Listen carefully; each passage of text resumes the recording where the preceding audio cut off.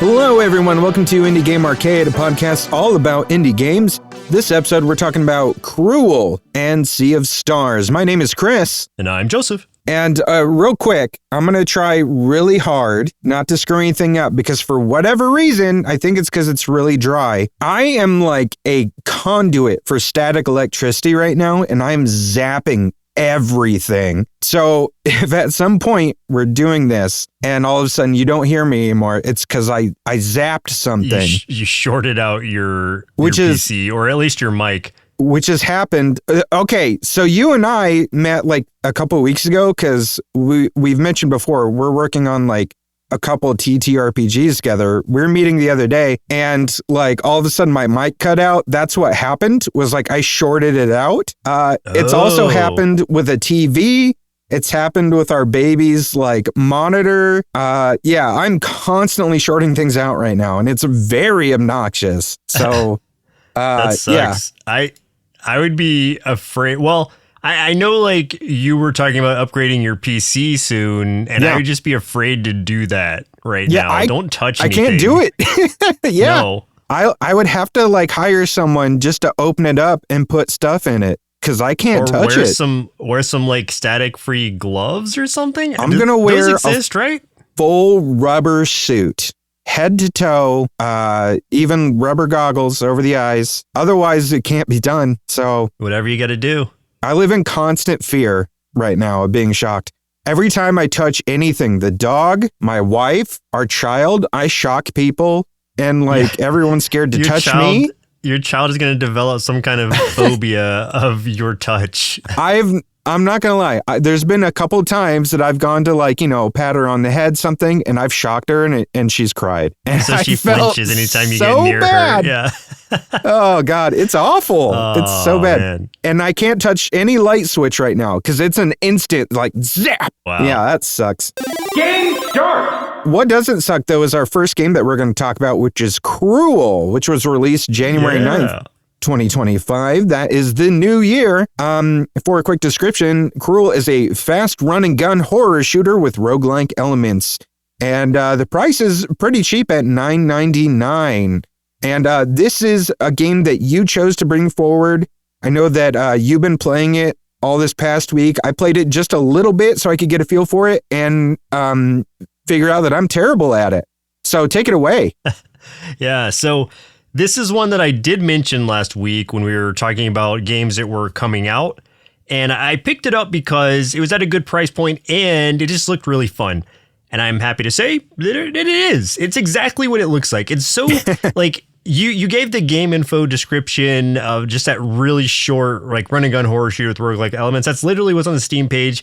It's bare bones to the extent that like I could see people overlooking it because it's like, oh, like they didn't put much into this, but it doesn't need to be more than it is. And I don't know how to elaborate on that other than saying like it does what it does so well that it feels good. It just feels like a really like satisfying experience.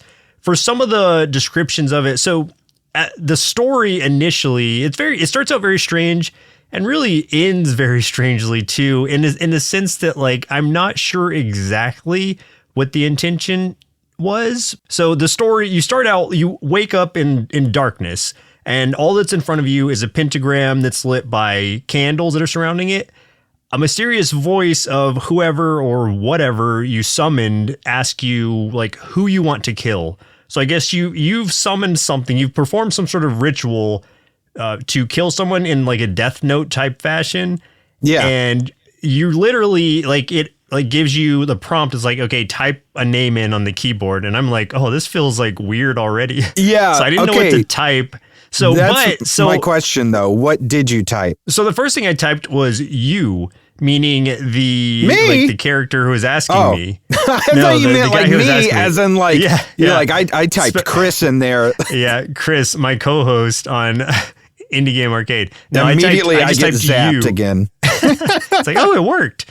So I found the new Death Note. That's the secret. I typed in you, meaning like the person who was asking me this, And the reason I say I think you can just type in whatever and it doesn't matter. I don't think it's reactive to what you're typing because I tried a few different things as I did. Did he just say runs. Interesting? Yeah, because he's just like interesting, or like sometimes he'll judge you and be like, okay, but first he's like, okay, well, that's a weird choice, but whatever. But here's what you have to do.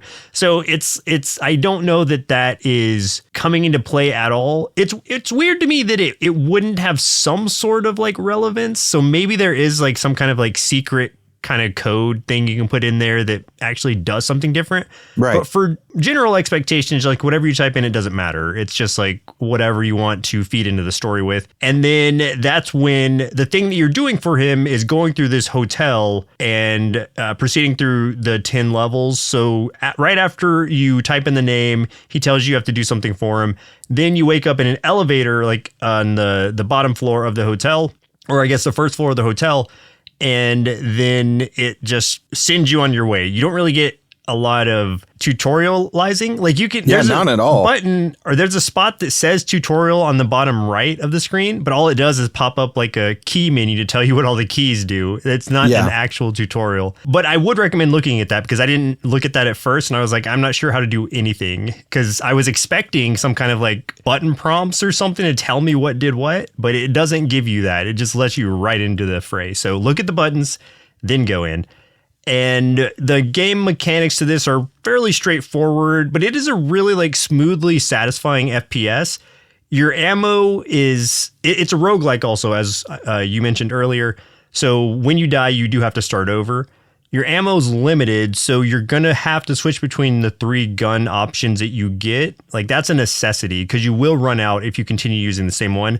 The ammo's pretty plentiful, at least enough to where you're going to have at least something that's building ammo back up as you're shooting with something else. So the flow of that was really, there was never a spot where I ran out of all my ammo or anything. I always had something to fall back on. You also have melee weapons that do break after a while.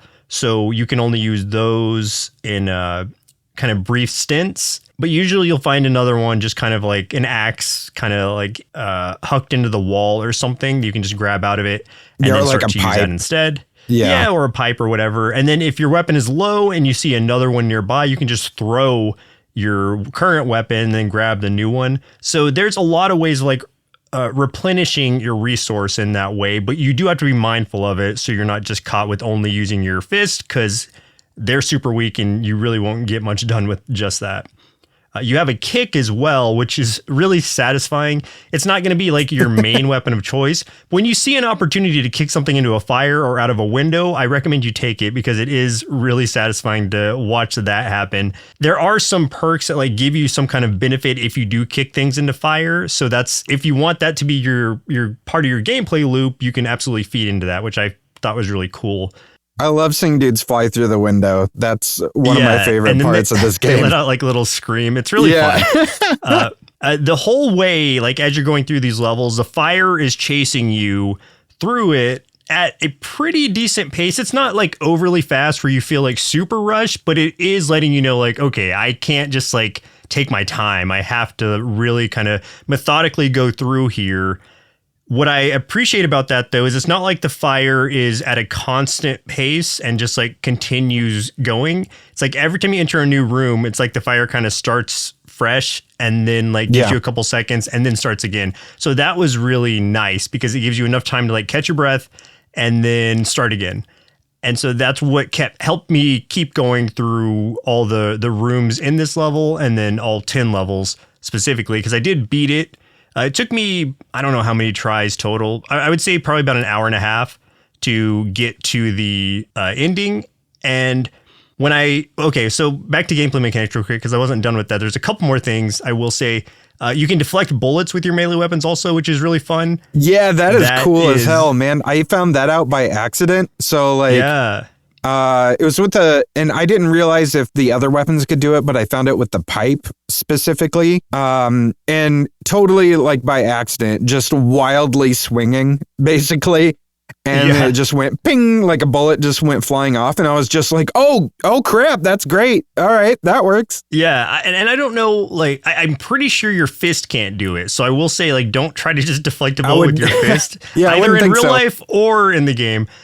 Because that's probably not going to work. But I think any of the melee weapons will do that, including the bat. So you should be fine to deflect with whatever. Since they are limited, though, it does use up some of its durability as you do that. The way that you heal in this game is with these like cans of soda. You'll run into a vending machine. There's usually about 2 or 3 per level. So you'll have to be mindful of that if you're going to like, well, one, if you're going to use one, make sure that you have at least one by the end of the level, because you will then, after you beat the level, have an opportunity to get some extra perks. But to do that, you either have to, feed this, give the Coke or give the drink to this dog that is just out there like, feed me. Yeah. So then he'll drink the soda and you get to choose between 2 perks. Some of them are, examples of them are like, more ammo drops, more weapon or like more melee weapon durability. There's one that's like anytime you get hit, there's a chance that you fart. And I don't know mechanically what that does, but it's in there. I didn't know that. That's great. Yeah. Yeah. And then you can also get some like upgrades to those perks that you've already picked up later on, like a level 2, level 3. I don't know how many levels there are total for each one of those, but at least up to level 3 of the perk, which is going to obviously enhance whatever it's already doing. So maybe there's like a level 3 fart run that's super powerful that I just am completely unaware of. I have no idea.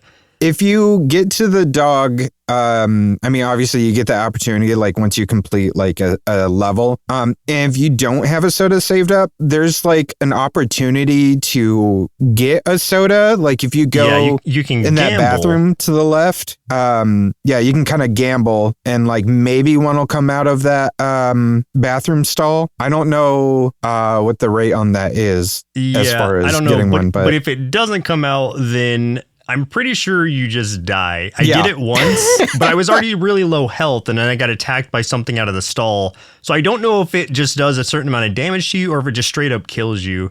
Yeah, that I'm not sure either, because I only did it once. Gamble. Yeah. I only did it the one time, and I got the soda. So you got the soda. Okay. I did. I did it one time and got killed. So I think that's the gamble is like, is it worth it? Probably not, I would honestly say, depending on how far you are into your run, because those perks, while they are helpful, they're not going to be so game changing that you couldn't get through perkless. Like I'm positive you could get through perkless if you really wanted to.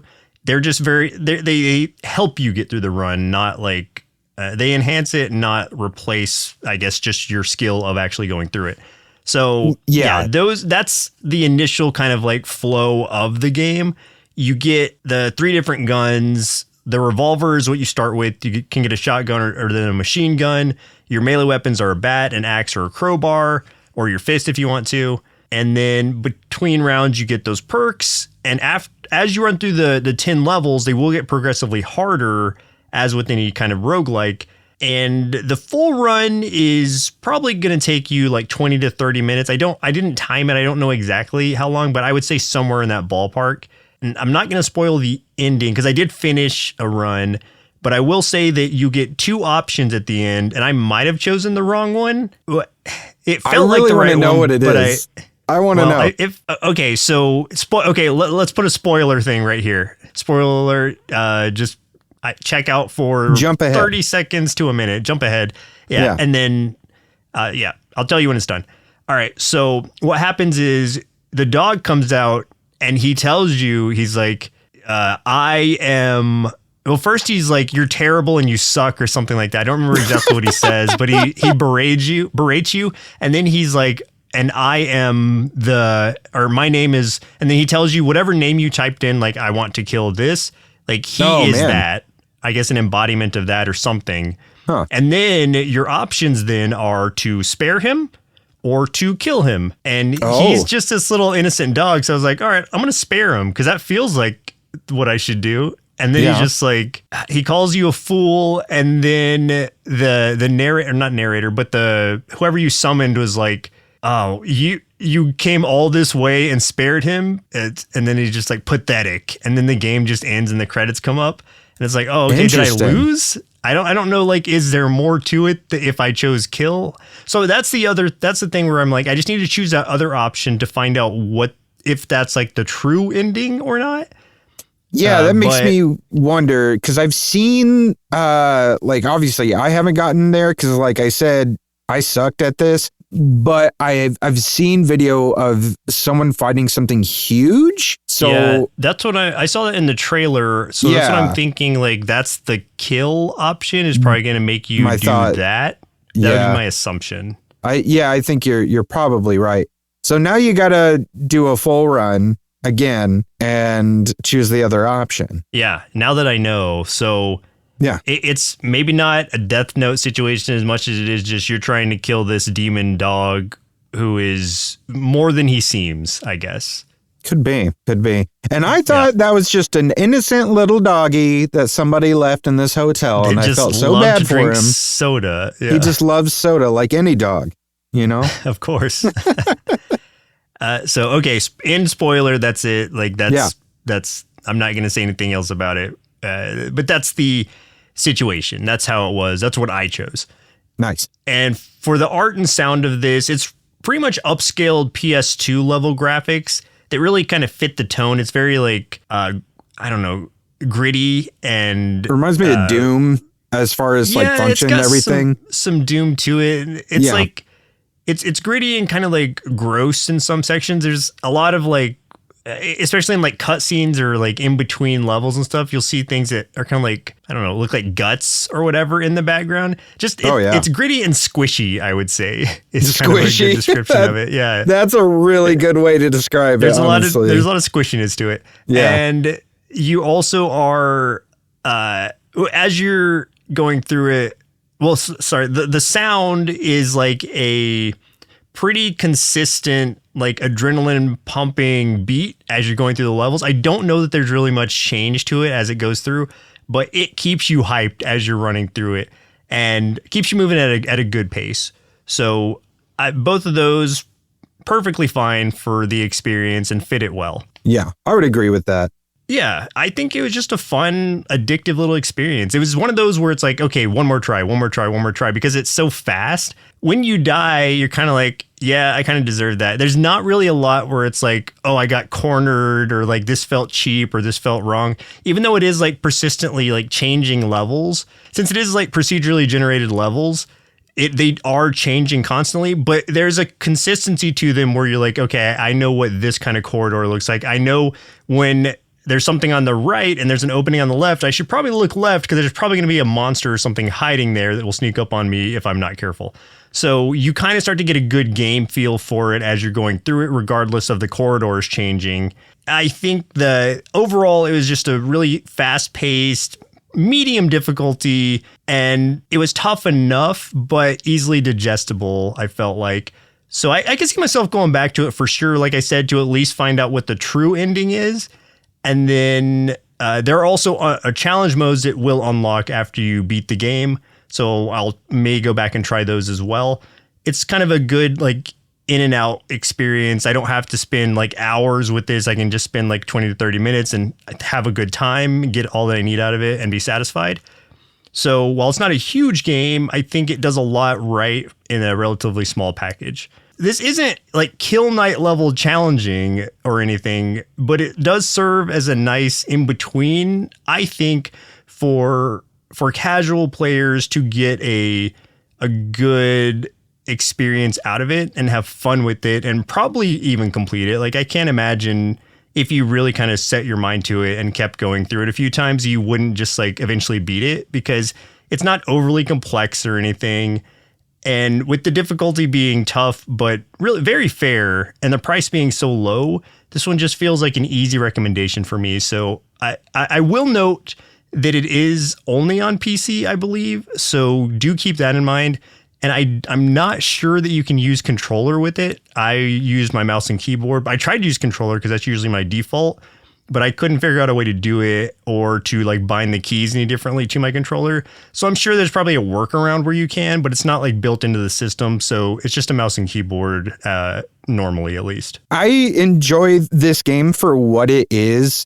I'm just, again, I suck at it. But it was fun. Like, it was really fun to try. I do want to play it some more too. One thing that I really appreciate about this too is the fact that like it does kind of reward you per your skill level in it too, which is that like, you know, you go through, you shoot so much to take some of the guys out, but if like you get a headshot, it's almost like instant on some of these guys. So it's like the better like aim you have as you're like going through this, because you are trying to go through it kind of a fast pace, the easier it's going to be for you to like clear these levels and stuff. Because like you were saying earlier, it's not one where you can really take your time. So you can't like go in through a level, pause, aim, shoot, because then that fire is going to catch up to you, which is like the stuff that I'm like, I was struggling with was like getting in there. And then like, you know, the first couple levels, I was like, okay. And then it's like getting to the one where like you start getting a lot at once, or like the guys with the axes that come at you like really fast. And then it's like trying to like manage that like in a really quick way while not taking so much time that fire's creeping up on me, which was usually what would get me is I would take too long to try to take the guys out while the fire like eventually gets me. So that is like interesting though, and indicative that like the more you play it, you're just going to get better at it. Cause you'll get used to like how quick you need to react to everything. One thing too is like the controls of it are really loose too. Like when you turn your mouse, you move like really fast, which I think is really interesting too. So it gives the opportunity to really move through this game at a very fast pace. Yeah, and the enemies don't move so fast that you're going to have to be like a really rapid twitch kind of FPS pro or anything. That's why I say it's honestly like kind of an entry-level difficulty sort of thing. I'm not saying it's easy, but I will say that it's not like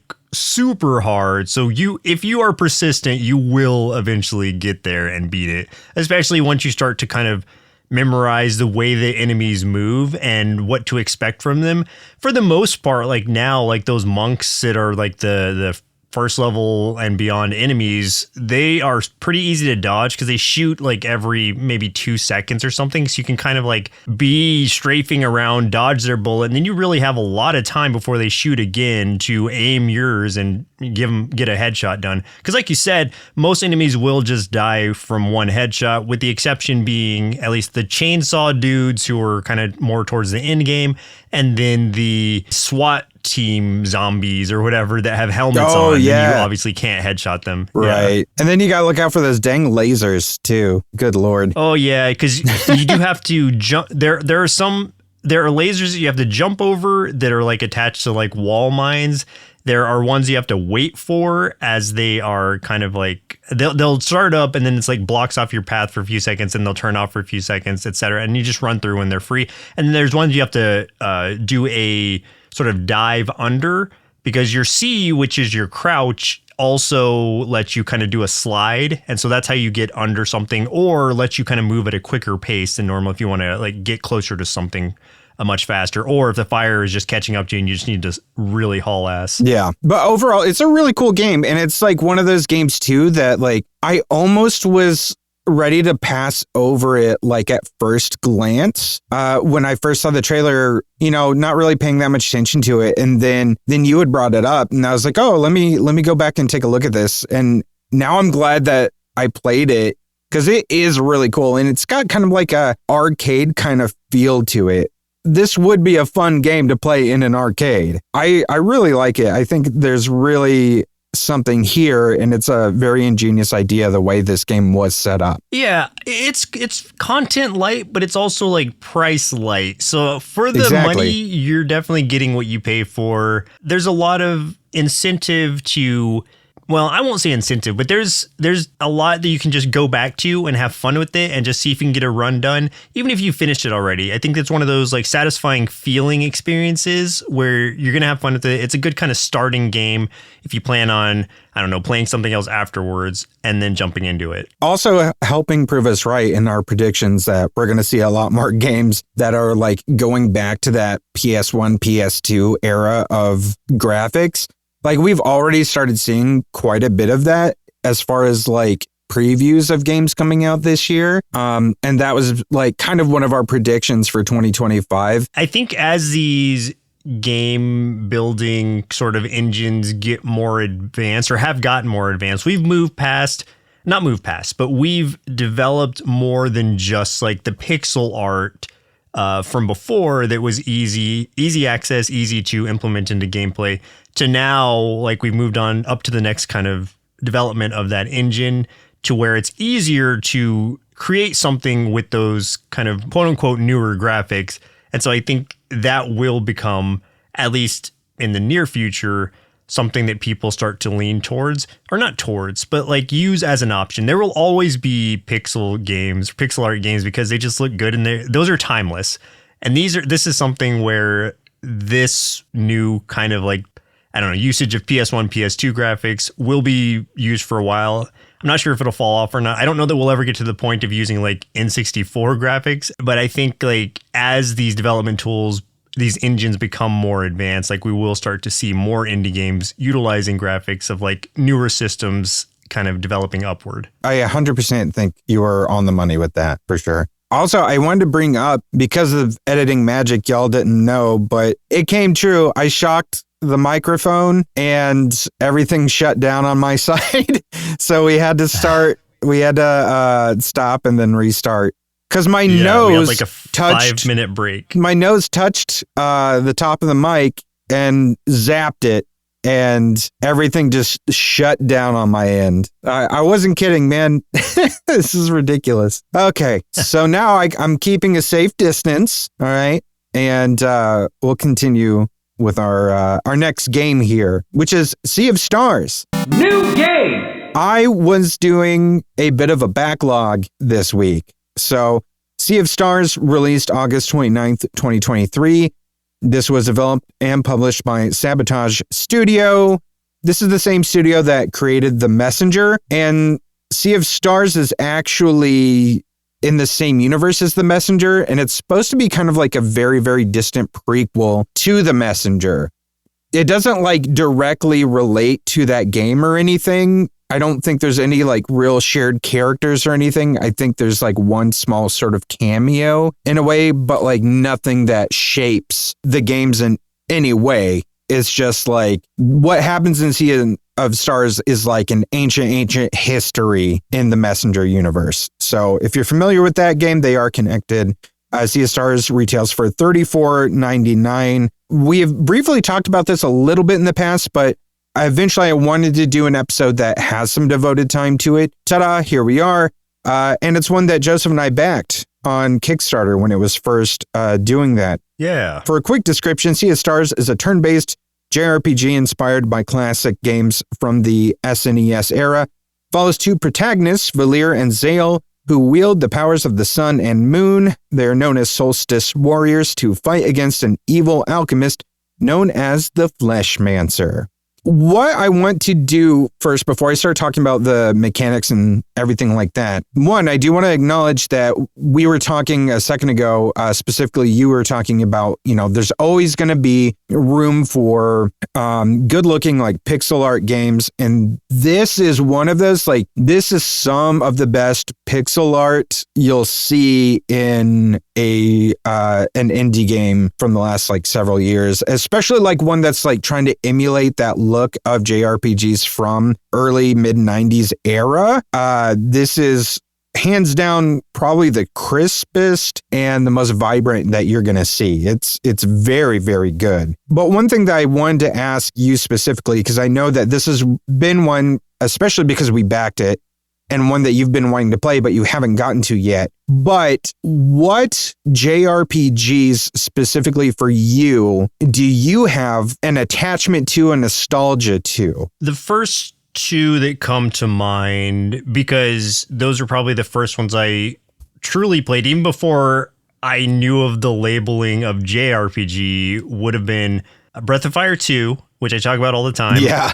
And Final Fantasy 3 in the US or 6 in Japan. Sure. You know which one I'm talking about. Yeah. When you think back on them, like, what are the aspects of those that like kind of create that nostalgia for you or stick out to you as like fond memories about those games specifically? I think what really stuck out for me, aside from gameplay, is just it made the storytelling feel very epic on a pixelated scale, which was probably my first time feeling that way about a video game, because this was, pre-PlayStation, Final Fantasy VII, all of those with like these grand stories with like cutscenes and everything. This was just like straight pixels, and it's like them being able to tell really compelling stories and helping you feel invested in this world, in the missions that you're on, in the quest that you're going through to save the world, or at least your realm, or whatever the case may be.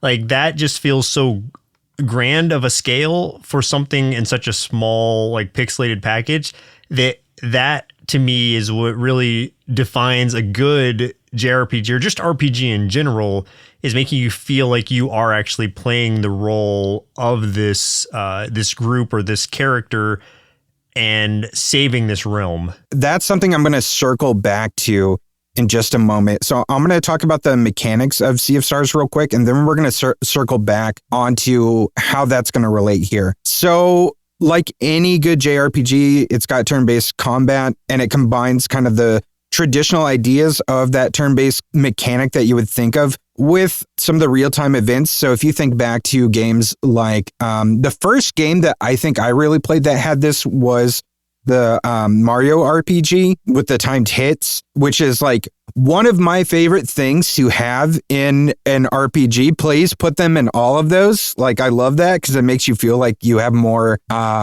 agency. Yeah, agency. That's the word in everything. So it's got timed hits. You also have an active defense through the same thing. Like, if you time it just right, like, you will take less damage. It's got combo moves between the different characters, which is really cool. There's also this thing called live mana, which you earn by doing basic attacks during combat. And then you can basically spend that live mana to enhance your attacks later on to do more damage at the right time, or do like a specific type of damage a certain enemy might be weak to. There's a lot of puzzle solving. There's a lot of traversal mechanics. There's climbing, swimming. You've got a grappling hook. You eventually get like an ability where you can kind of do like sort of like an air blast to move certain things around and manipulate the environment. And that's like one thing in a very like Legend of Zelda-esque way. There's a lot of environmental puzzles to this game where you do have to manipulate the environment a lot to progress and do different things. Real quick on the puzzle thing. Yeah. So when you say these environmental puzzles, are we talking like, let's say Legend of Zelda level where you're kind of pushing blocks around? Yes.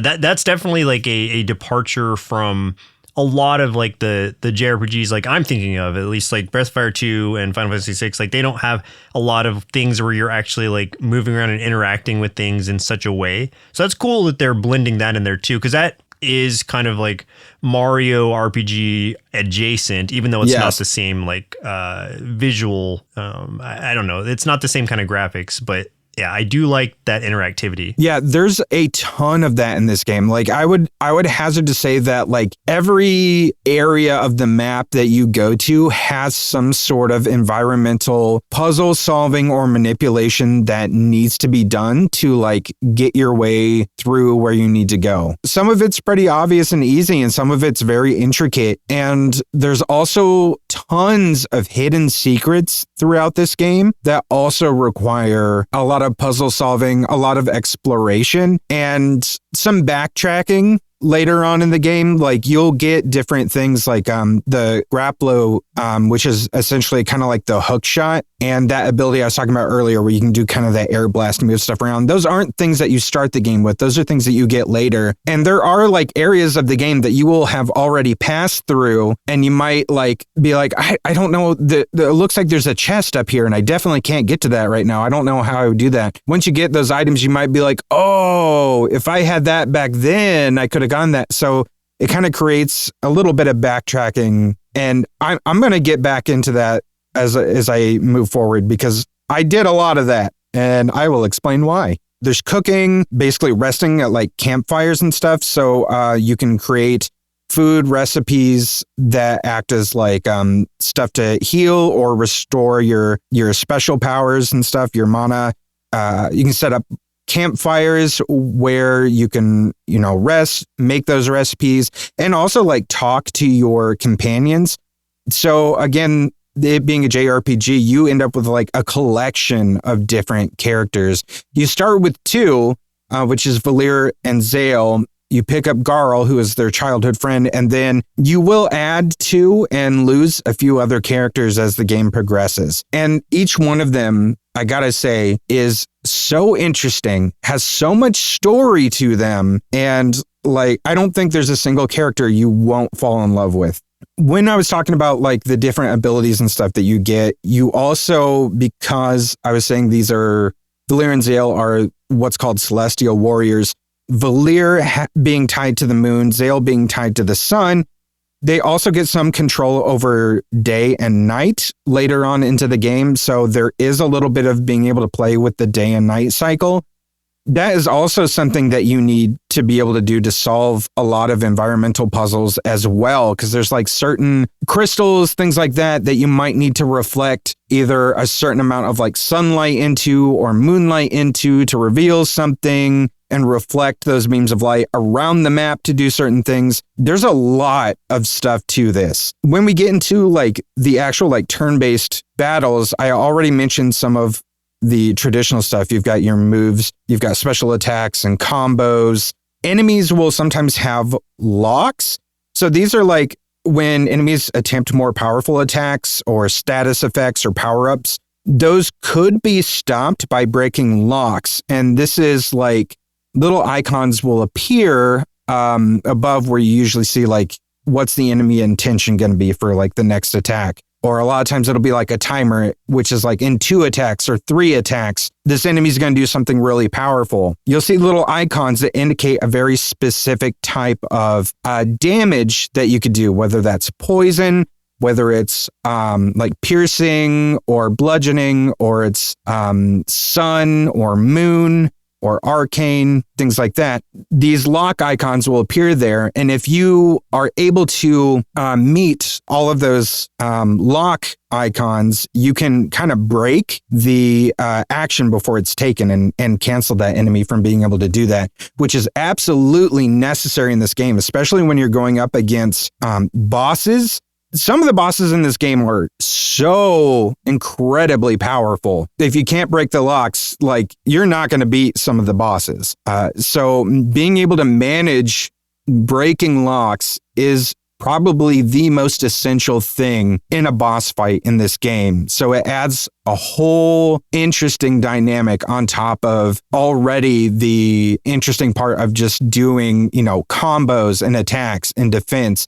And that live mana I talked about too, and building that up and using that at the right time. That feels a lot like, I think, Octopath Traveler to me, if I'm thinking of the right game. Yes, Octopath, in the sense that... Yes, that does have something similar. You kind of have to break an enemy's stance in some way in order to really dish out a lot of damage. Absolutely. So, and I appreciate that, because it's like problem solving during the battle. It's not just like you attack, I attack, you attack, yes. I attack. It gives you a straight objective of like, I need to calculate what I'm about to do in order to really maximize this and make this an effective battle. 100%. That is exactly what it's like. And then your combo moves, like those aren't just things that you can just do whenever. Like there's a combo meter that builds up over doing certain things, which is like landing a timed hit will help build that combo meter up. Doing one of your special abilities will help build that combo meter up. You'll basically start earning combo points and different combo moves, which are like incredibly powerful moves that require like multiple characters at once. So then you'll basically spend that combo currency doing that. While that's building up too, you're also building up this like ultimate meter. Each character has one ultimate ability, which is an extremely powerful move that's unique to that character and might dish out a whole bunch of attack that's very specific to that character. Like Valyr's is a lot of damage that's very specific to the lunar kind of like moon damage and stuff. So if you have an enemy that you know is vulnerable to, the moon kind of attacks, the lunar energy, then like using her ultimate versus using like Zale's ultimate makes way more sense. In that way, like understanding and figuring out also like different enemies will have certain vulnerabilities, and kind of learning what those are as you're fighting them will also help you manage those battles and everything too, which again, like there is so much to all the battle mechanics. It makes it extremely interesting. It's probably the most interesting like battles I've ever had in a turn-based game, just because there's so much potential for what you can do and how much you can really strategize. So as far as like how the game goes, follows a linear story, but there's tons of side quests, tons of interesting places to explore, and eventually you will get to a point where you can get some fast travel mechanics. There's one by sea. Towards endgame, you can get kind of an air fast travel where you can really explore the world however you want. And of course, there's the traditional JRPG system, like the leveling system where you can kind of choose your stat upgrades every time you level up. There's also gear and weapon upgrades that you can earn and equip, as well as some very story-driven upgrades if you complete certain side quests, which is really cool. And then there's the ending, and then there is the true ending, which is accessed after you complete a ton of like other stuff, side quests and a bunch of collection things, which is why I bring this up, because I just completed that literally this week. So I had beat the game a few months ago and then learned of the true ending. And I was like, okay, how do I get that? Then I kind of piecemeal started figuring out all the different things. Some of that, thank you, Reddit community, for telling me what I need to do. Especially collecting 60 rainbow conches, which are these like special hidden currencies in the game. And they are spread all throughout the entire world and very, very hidden, which was extremely difficult to do until a very specific update happened. And I will explain that in a minute. You also have a new game plus mode where you can start a new game where the characters begin with all their upgrades and gear, and everything's much harder. However, and this is something I think is really interesting too, in your main game, you can also collect these relics, which are not like items for your characters, but they're game enhancements that you can switch on or off, almost like option modes or something. And they can either make the game harder or they can make the game easier for you, just kind of at will. You can turn them on or off whenever. Like there's one they think's interesting called the Artful Gambit. This reduces your HP by 95%, and it makes the enemies invincible when they're casting something, but it makes your timed hits really powerful. So it does like double damage on your timed hits, and then if you time a block, it reduces that damage to just 1. So I think that's really interesting, and it makes for like a completely different way of playing the game. And then there's also another one that reduces like all your damage taken by 30%, one that gives you back all of your HP after each battle. So really like playing with those can completely change up your experience with this game. Also, like I said, there's tons of secrets, lots of random things to find in the game, lots of interesting NPCs to interact with. Lots of hidden bosses that you can hunt down through side quests and stuff. I already said the art's really good. The music is fantastic. Several of the songs were composed by Yasunori Mitsuda, who was the composer for Chrono Trigger, which you can kind of feel it. Like there is a real similar vibe to Chrono Trigger throughout this game. You feel it in the characters, you feel it in the story, you feel it especially in the soundtrack. And this is why I want to like circle back to what you were talking about with how you felt about the nostalgia of the games that you were talking about with Final Fantasy 3 and Breath of Fire 2. For me, like I think of like Chrono Trigger, Mario RPG, some might think of like Secret of Mana. This game really provides that very similar feeling of nostalgia. It's not just the sound and visuals, but like this has that very deep storytelling that you were kind of describing, of that investment in this really epic scope of kind of like saving this world with these characters that you get very, very invested in. Like I felt a real attachment to all of these main characters. And when I say main characters, there's like in your party overall, I think you end up with 5. You can have 3 out at once. And I'm trying to remember all of the ones that you do end up with. So you get like Valir, Zale, Sarai, Beast, and Rashawn. And then you also have Teeks, who joins your party, but is not someone that fights. She's just kind of like a companion. And Teeks is the most adorable thing ever. You feel a real attachment to absolutely all of them. You feel an intense friendship between them all and between like a lot of the NPCs and stuff that you meet. And like there are some parts of this game that will absolutely break your heart in a way that like I was not prepared for and didn't expect. And I won't say that games without faults. There just isn't a lot of them. There's only like a couple I can really think of. And really, it's just like there's a small handful of bosses I think could use a little bit more balancing, where it's like I would find myself in a place where I wasn't taking enough damage to feel like the boss was too much of a threat. And I also wasn't like dealing out enough damage to end it faster. So there's a few boss fights that like really dragged out. That happened maybe 2 or 3 times. But that is out of like, there was well over a dozen boss fights, maybe 20 something boss fights. There's a lot. The other thing was I wasn't sure about the true ending being so gated behind almost like 100%ing the game.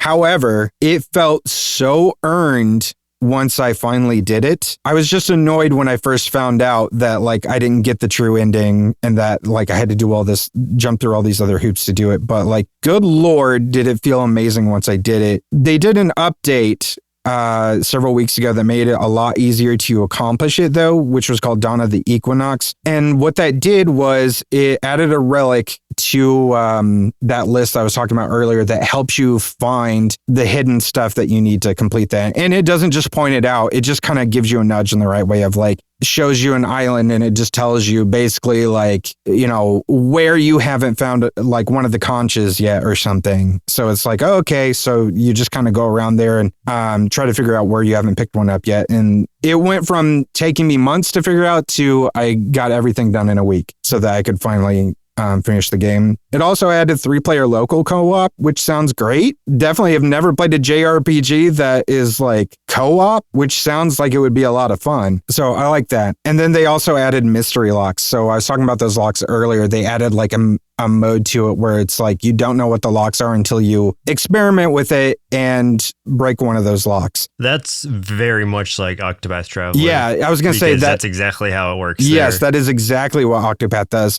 And one relic that you get can turn that mode off too. So it's kind of optional in that way. I will always be on the side of earning what you're getting out of something. So I'm completely behind them gating that true ending behind the 100%ing or whatever the game, because then it's like it incentivizes you to actually do it. And then, like you said, it's going to feel more earned.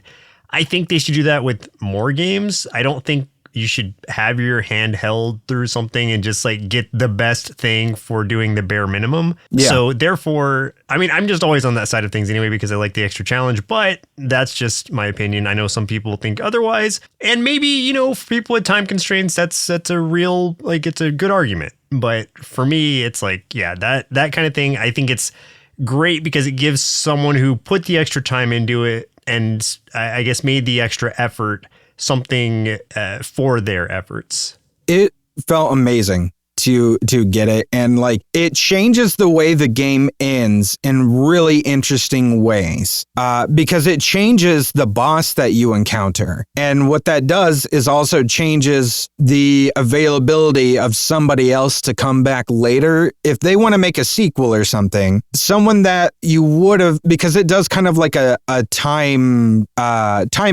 thing, and someone that you would have defeated before now is not defeated, and you instead defeated another boss, and it brings the potential of that one to be back in a big way, which I think is very, very interesting. I love that idea, but it also makes such a satisfying ending that is extremely heartwarming. And I think like the one thing that I would say that I'm like unsure if I do like how they set it up is that just and what I mean by that is having to sort of 100% everything to get to it, is that there's a lot of people I think that aren't going to experience it, and it is such good storytelling that I'm like, oh, I want everyone to experience this, man. Guys, you gotta play the game and do all the things, see the true ending. This is a game I'm going to be thinking about for a very, very long time. It's like Chrono Trigger. I think about Chrono Trigger a lot. It's one of my favorite games of all time. This is now on that shelf in my mind, sitting right next to it. And this was a game that was like very much supposed to be sort of a spiritual successor to that. Like, you know, they created this game with Chrono Trigger being one of their big inspirations, and it shows through and through. And I say Chrono Trigger, but Final Fantasy also, and many other games, but like it wears its inspirations on its sleeve, and it does it in a fantastic way. So I would recommend this to any fan of JRPGs. I would more specifically say if like the SNES era of that genre holds memories for you, you're going to fall in love with this game. I would even say if you're new to JRPGs, this is a good one to start with too. It really wades you in very well. You might not get like the same kind of nostalgia that like someone like me or Joseph would get, but you are going to get an attachment to this game and the characters in it and the story in it. There's a big DLC coming in the spring called Throes of the Watchmaker, which is going to add new story content, new enemies. It's going to add on to the existing mechanics, and it's going to add the ability to play as the Artificer, which is, at the moment, it's a very important and beloved NPC in the existing game. So that's going to be cool that now we'll get to actually play as that character. So I'm really interested to see how that goes. So once that drops, you can bet I'm definitely going to be bringing that forward to this podcast and talking about that. But now that I've completed everything there is to complete in this game, I had to bring this game forward, gush about it for a while. Absolutely one of my favorite indie games of all time. I need to play this, obviously, but I just have to get myself back in an RPG mindset. It's the time commitment. Yeah. Because there's so many games that I play and want to continue playing that it's hard for me to just like settle on one for a long period of time, because I want to play this. I want to play through some of the older games again. I still need to play through Chrono Trigger. Yes, you do. Please.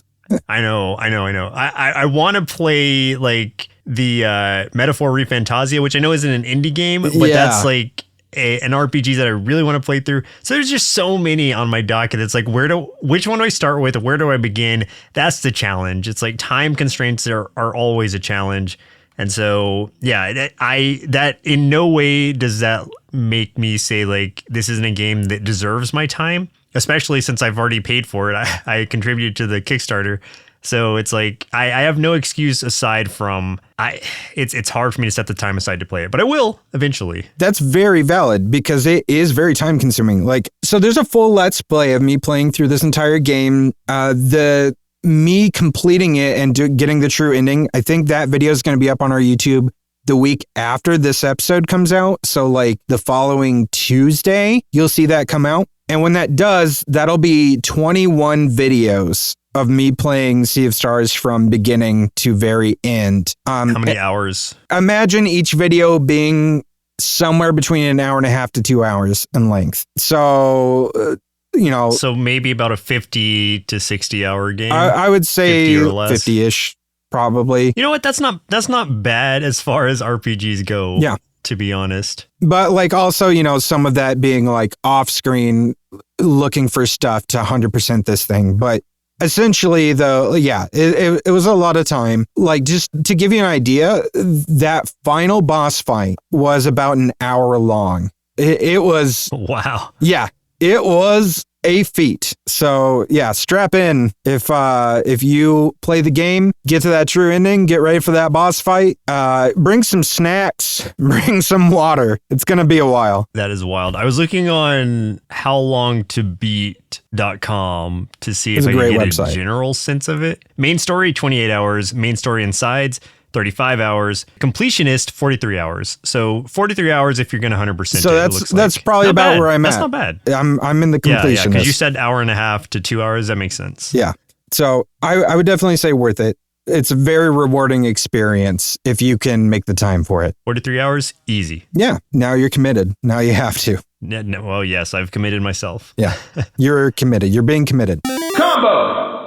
As far as other games that we've been playing this week, I'm going to try to run through mine real fast because I was really long-winded there. But I finally also finished... Well, I was backlogging, guys. I finally finished Rise of the Golden Idol. Finished it. It was incredibly satisfying. I love the new and interesting ways that they found to present the scenarios and just how closely you had to consider the small details to understand the truth of each scenario you're presented. I do think there's definitely some balancing that they could do if they decide to do another game in this series. Even in like the last chapters, it feels like there's a wide gap at times between some very extremely obvious solutions and also very incredibly tough ones that took a ton of critical thinking. But overall, I am so satisfied with it. I wish it had been an even longer game than it was, especially with how crazy the story gets and how over the top the characters specifically become in their actions. It really feels like a Coen Brothers movie with like a sci-fi sort of flavor to it. It was just excellent, and I hope that there's going to be DLCs to this one like there was to the first game, which I think had 2 DLCs to it. And honestly, I hope that they make a third game. It feels like they may have set up for one, but we'll see. But a trilogy of these games would be great.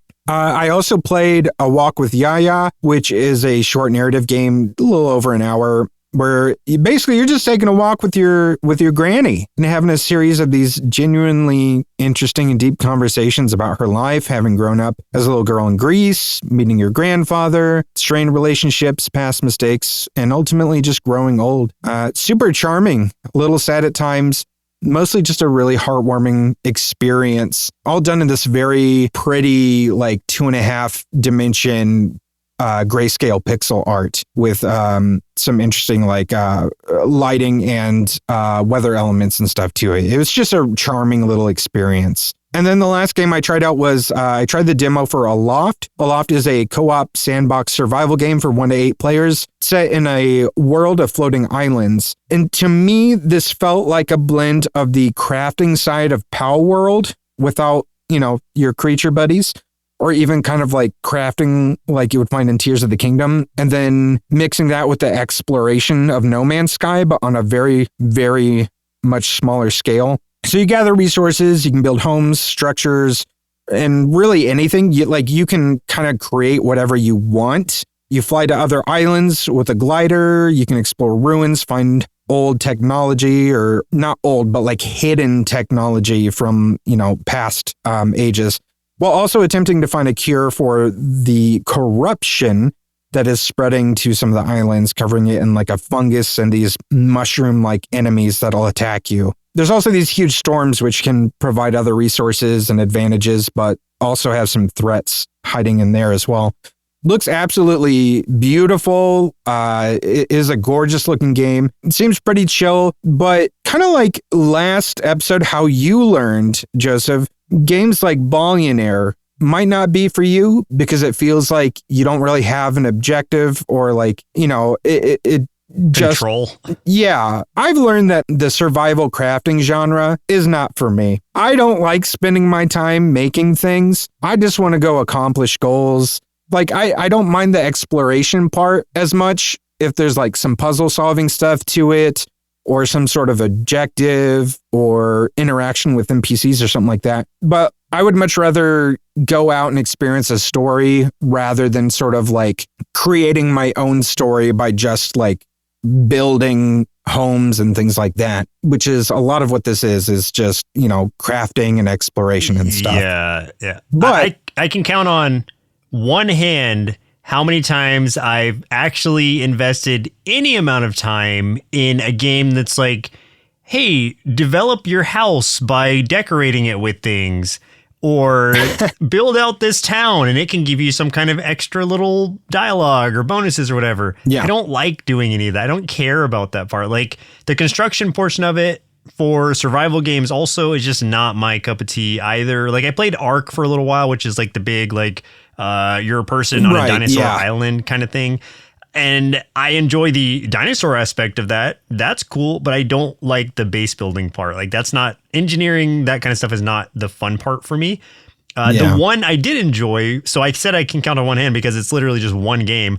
The one that I did enjoy spending time on was in playing Like a Dragon Infinite Wealth on Dondoku Island. I built the crap out of some of that stuff. That was the best island. There were so many visitors. I got like the highest ratings on there. That was so satisfying.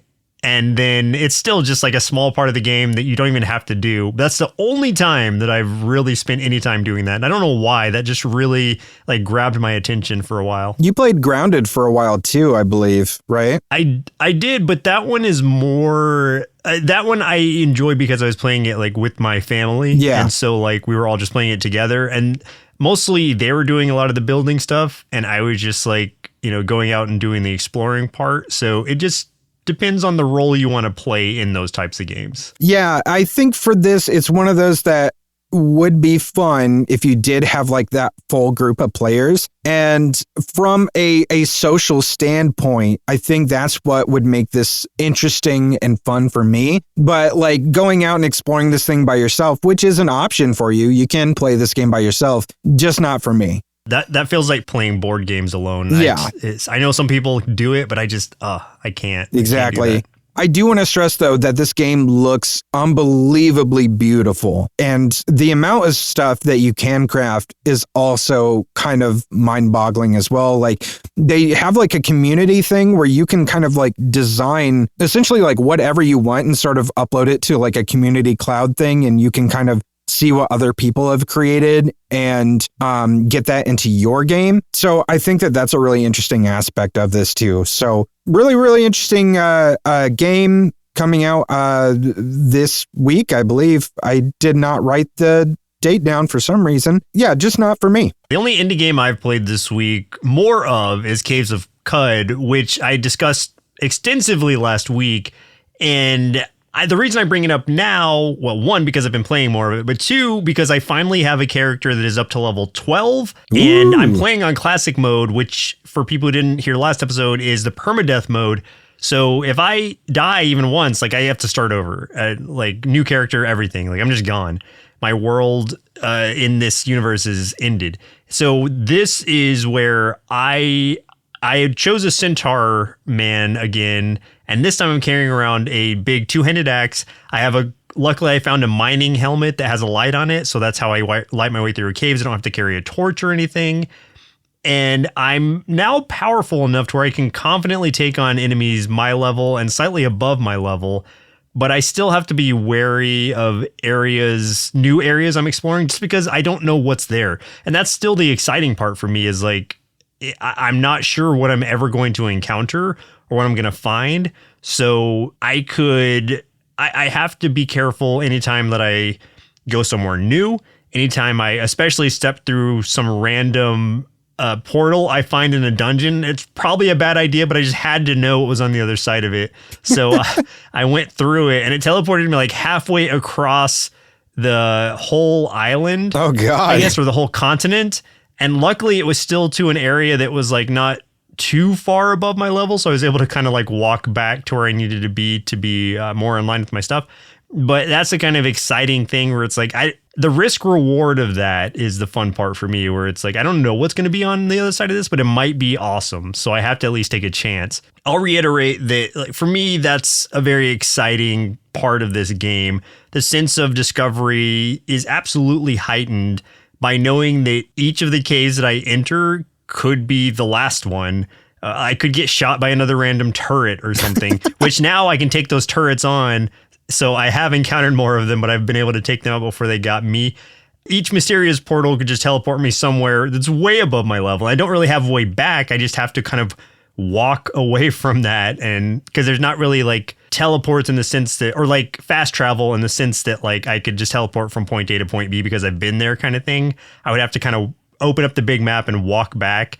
And if I get lost along the way, then I have to explore that little area, and it can cause a whole another mess of issues. With that, I'm still very much enjoying my experience and do feel compelled to continue exploring more.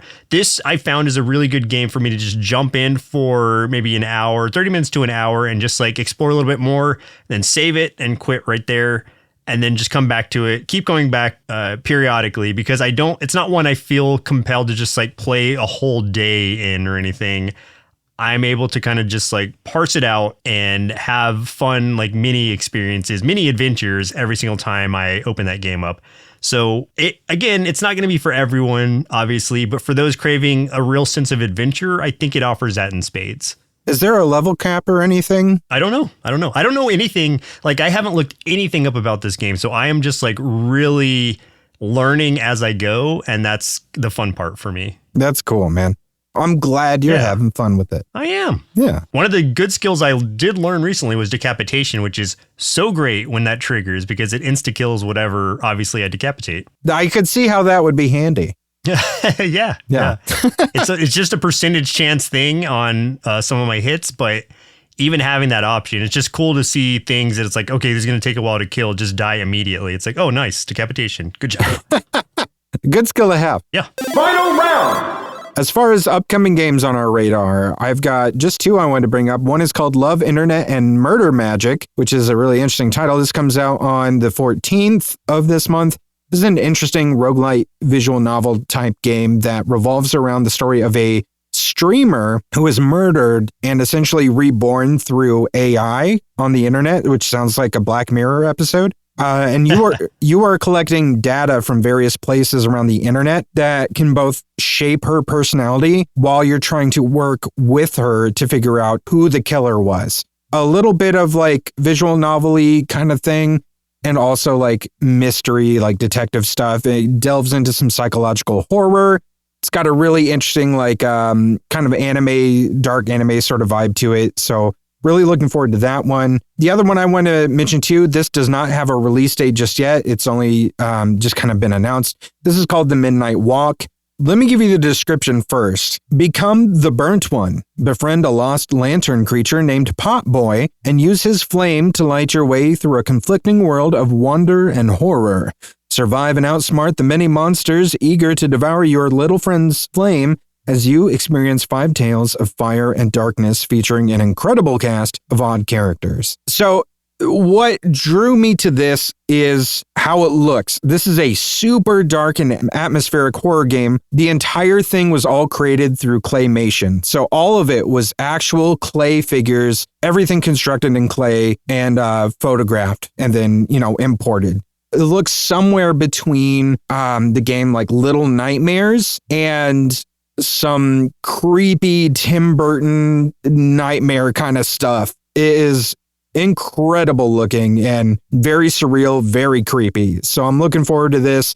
Again, no release date just yet, but one to keep an eye on. Yeah, I could definitely see the Little Nightmares comparison. Definitely has a different feeling to it. And the stop motion, just like that samurai game that I mentioned a few weeks ago, is just very appealing to me because there's like a natural jank to it that is just really charming. It's like charming and unnerving at the same time, and I love it. Yeah, which absolutely works for horror. Yeah, I love the little Pot Boy guy too with this little light, like his little flame. He's kind of cute in a sinister way. He reminds me of Sam from Trick or Treat in some ways. Exactly. Not I was like trying to place it. but But yeah, I could see a comparison for sure. Yeah. The game that I am looking forward to that's coming out, well, it's coming out in early access, at least January 14th as well, is Hyperlight Breaker. So since it's early access, I don't usually bring these up because, I never know how complete they're going to be at the time of release. But I think since this one has, the developer Heart Machine behind it still, who developed the original Hyperlight Drifter, that it will probably come pretty content ready already and just be kind of like getting feedback on what they can still improve on, would be my assumption. But I loved Hyperlight Drifter, so I'm really excited about this one. And this time, it's instead of being the kind of overhead pixel view or pixelated graphics, it's 3D open world where you are playing co-op.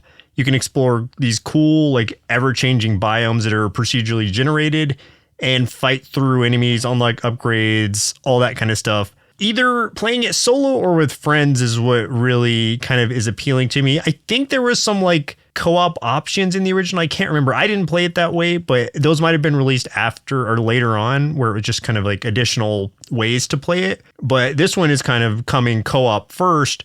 So I think that's going to be a really fun way to experience it. I don't think it's like a roguelike experience. The procedurally generated, though, confuses me some where I don't know. I've seen some listings of it say that it is a roguelike, but I don't know how true that is. So I would take that with a grain of salt. I think it just is something that's going to be, you're going to get procedurally generated things for potential multiple playthroughs. So I can't really say what that means mechanically yet, but it's going to have fast combat with smooth movement and just a big world to dive into. Visually looks very appealing.